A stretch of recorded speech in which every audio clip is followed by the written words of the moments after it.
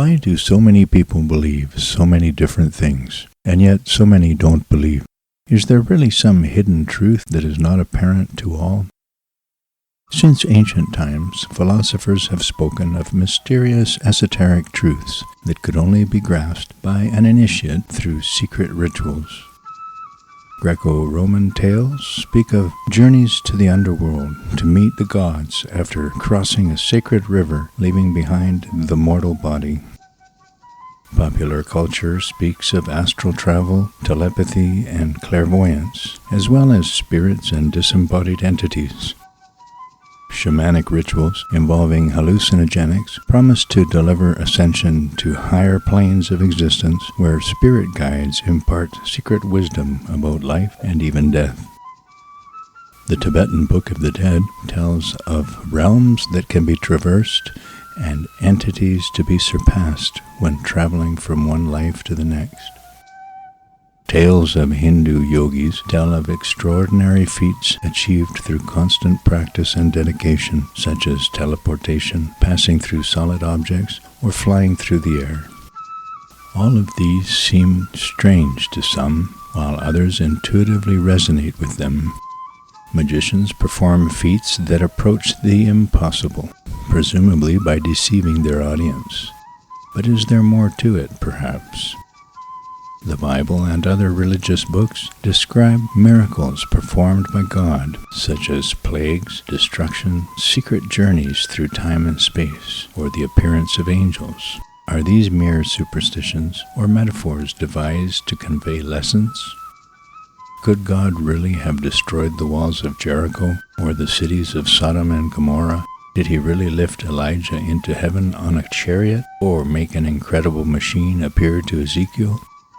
Belief itself is a mysterious thing.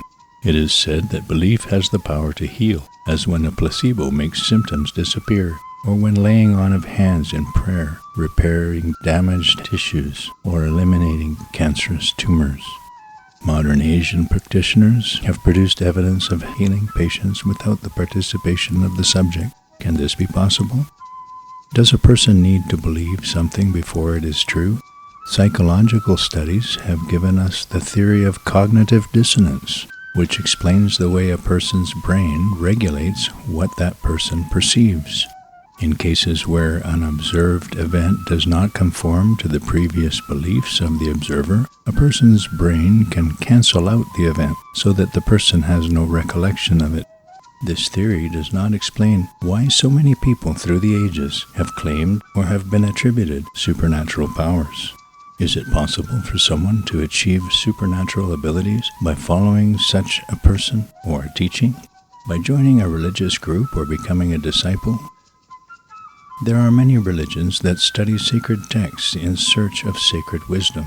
Buddhists, Hindus, Sikhs, Christians, and Muslims, among others, claim that their sacred writings can teach the student special secret knowledge.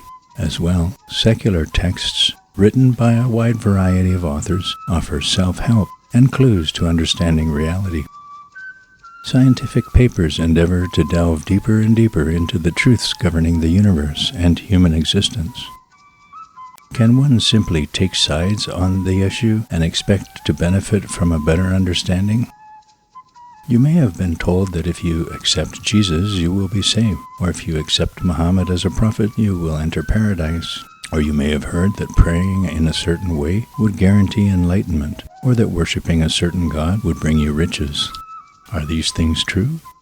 Can joining a group of people, religious or otherwise, or following their instructions, bring you to a better understanding of yourself and your place in the universe?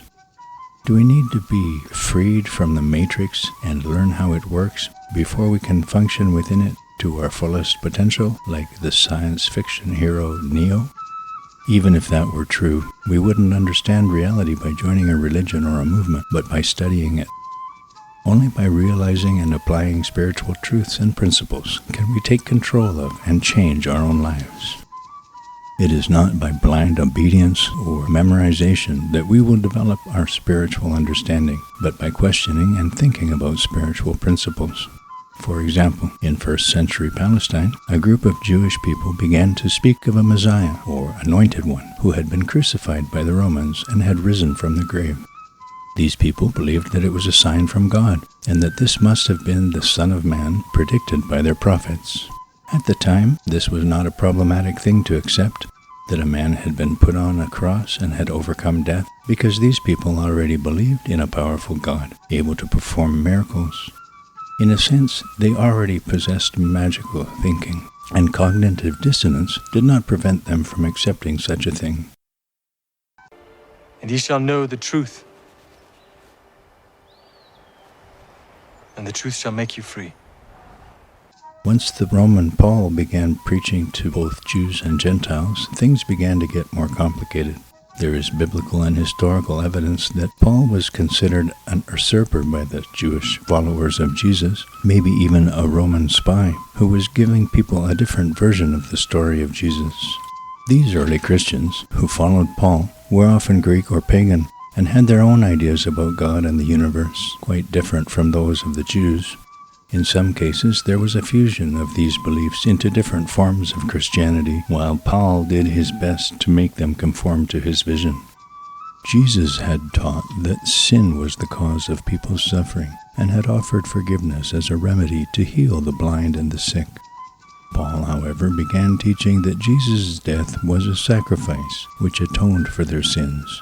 Eventually, these and other ideas were adopted by the Roman Church, which replaced Mithraism as the foremost religion of the empire, but which absorbed many of the existing Greco-Roman beliefs into itself. Other forms of Christianity, collectively labeled the Gnostic churches, were outlawed and persecuted. In some cases, such as the Irish Christian Church, they were dissolved, and their clergy were accepted into the Roman Church.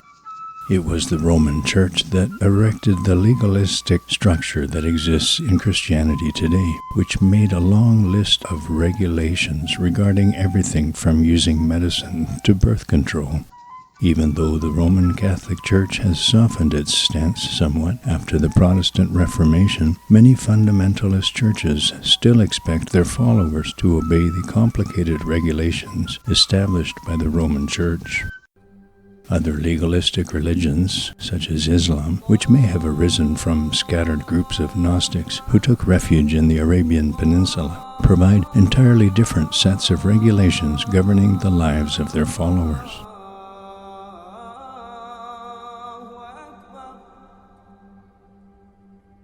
Some religions, such as those who follow Buddha, have more simple rules, resembling those of the original followers of the Gautama. But many have also developed extensive spiritual teachings and practices. In their view, it is through the practice of spiritual discipline that a follower can reach understanding, not simply by miraculous powers. The power of belief is what it takes to make a leap of faith, to trust that there is a way out of spiritual darkness, enough to take that first step towards a higher power. Like a disciple who throws himself at the feet of a Buddha, saying, "Teach me, Master," a Christian accepts the power of God when he believes that Jesus overcame death and prays to him to be delivered from his own physical and spiritual death.